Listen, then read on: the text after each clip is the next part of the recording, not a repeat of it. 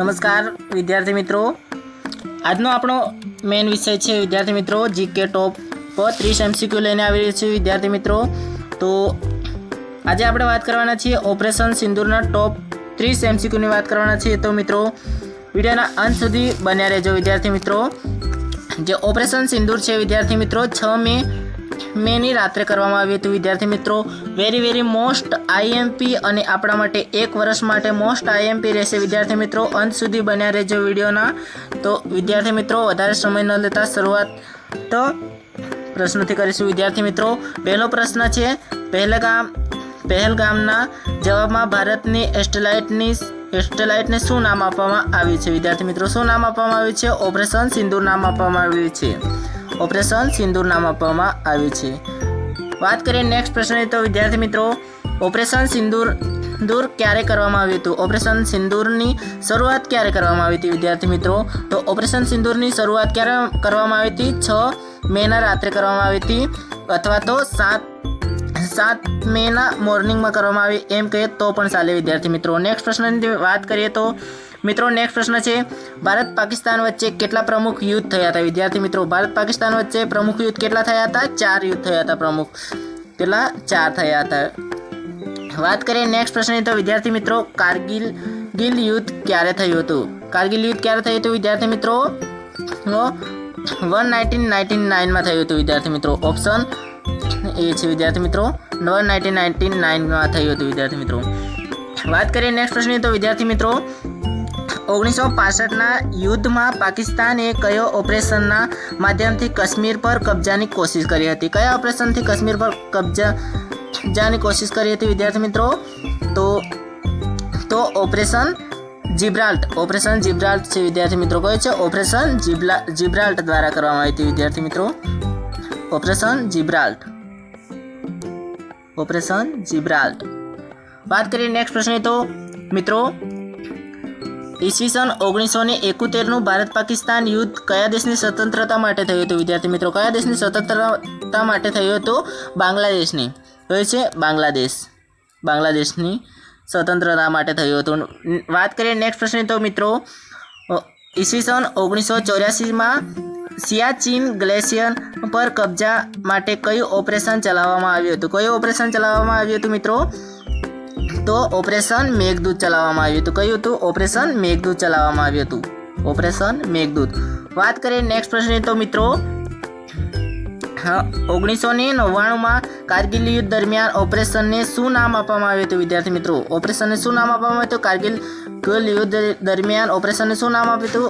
1999માં શું નામ આપવામાં આવ્યું હતું? ઓપરેશન વિજય નામ આપવામાં આવ્યું હતું। ઓપ્શન 1 બી છે, ઓપરેશન વિજય નામ આપવામાં આવ્યું હતું વિદ્યાર્થી મિત્રો। વાત કરીએ નેક્સ્ટ પ્રશ્ન તો મિત્રો 2001 અને 2002 ભારતમાં પાકિસ્તાન અને સૈન્ય ગતિરોધને શું નામ આપવામાં આવ્યું હતું? વિદ્યાર્થી મિત્રો 2001 અને 2002 ભારત પાકિસ્તાન સૈન્ય ગતિરોધને શું નામ આપવામાં આવ્યું હતું?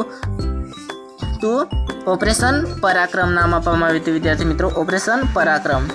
વિદ્યાર્થી મિત્રો તમને દરેક પ્રશ્નમાં 1 થી 2 સેકન્ડનો ટાઈમ આપવામાં આવે છે વિદ્યાર્થી મિત્રો। સાથે તમે પણ ટેસ્ટ આપતા રહેજો। વાત કરીએ નેક્સ્ટ પ્રશ્ન તો ભારતીય સેનાએ ઓપરેશન સિંદૂરમાં કેટલા પાકિસ્તાનના આતંકી ઠેકાણોને ધ્વસ્ત કર્યા હતા? કેટલા આતંકી ઠેકાણોને ધ્વસ્ત કરવામાં આવ્યા હતા વિદ્યાર્થી મિત્રો? તો 9 ઠેકાણાને ધ્વસ્ત કરવામાં આવ્યા હતા। કેટલા? 9। વાત કરીએ નેક્સ્ટ પ્રશ્ન તો મિત્રો ઓપરેશન સિંદૂરનો ઉદ્દેશ્ય શું હતું વિદ્યાર્થી મિત્રો? ઓપરેશન સિંદૂરનો ઉદ્દેશ્ય શું હતો? ઓપરેશન સિંદૂરનો ઉદ્દેશ્ય હતું કે આતંકી ઠેકાણાને નષ્ટ કરવાનું હતું। આતંકી ઠેકાણાને નષ્ટ કરવાનું હતું વિદ્યાર્થી મિત્રો। વાત કરીએ નેક્સ્ટ પ્રશ્ન તો મિત્રો ઓપરેશન સિંદૂર કઈ ઘટનાના જવાબમાં આપવામાં આવ્યો છે? ઓપરેશન સિંદૂરને કઈ ઘટના બની આપણા ભારતમાં? તો એને જવાબ આપવામાં આવ્યો પાકિસ્તાનની સામે, તો પહેલગામ આતંકી હુમલા દ્વારા વિદ્યાર્થી મિત્રો। વાત આપણે કરવા જઈ રહ્યા છીએ તો ભારત અને પાકિસ્તાન વચ્ચે અત્યારે યુદ્ધ ચાલી રહ્યું છે।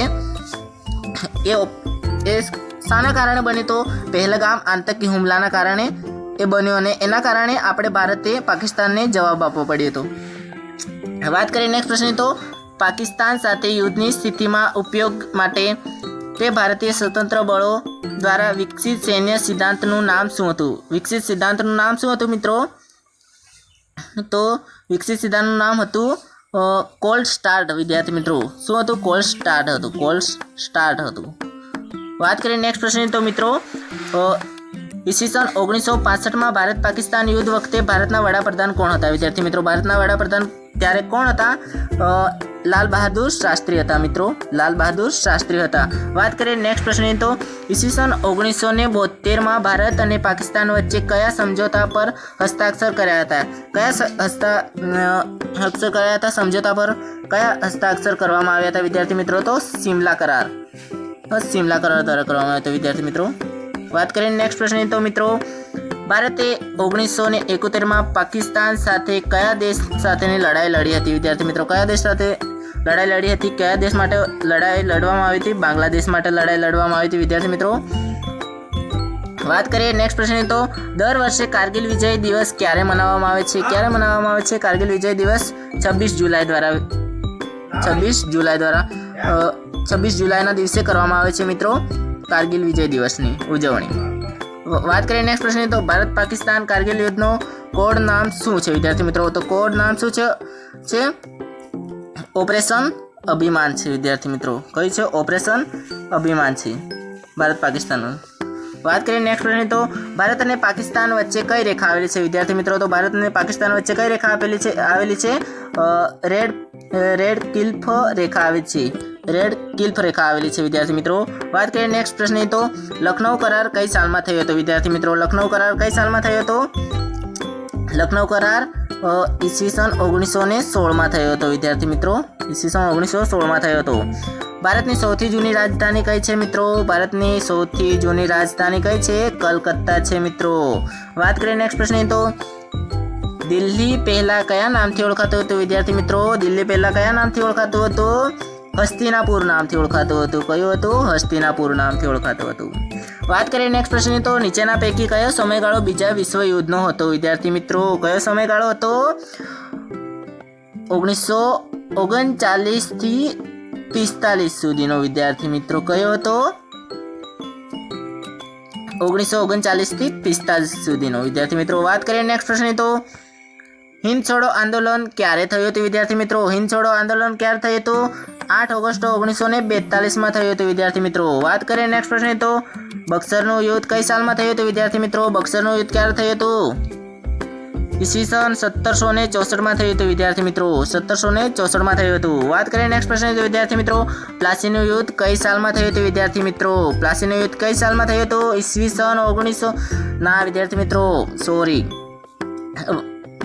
પ્લાસીનું યુદ્ધ કઈ સાલમાં થયું હતું? 1757 થયું હતું મિત્રો. 1757 વિદ્યાર્થી મિત્રો. આશા કરું છું કે વિદ્યાર્થી મિત્રો તમને જો આ વિડીયો ગમ્યો હોય ને તમે જો મને સપોર્ટ કરવા માંગતો હોય તો આપણી ચેનલ રસ્યુ ગુજરાતીને સબસ્ક્રાઈબ કરી અને લાઈક કોમેન્ટ કરી અને શેર જરૂર કરજો વિદ્યાર્થી મિત્રો. ખૂબ ખૂબ આભાર. ધન્યવાદ.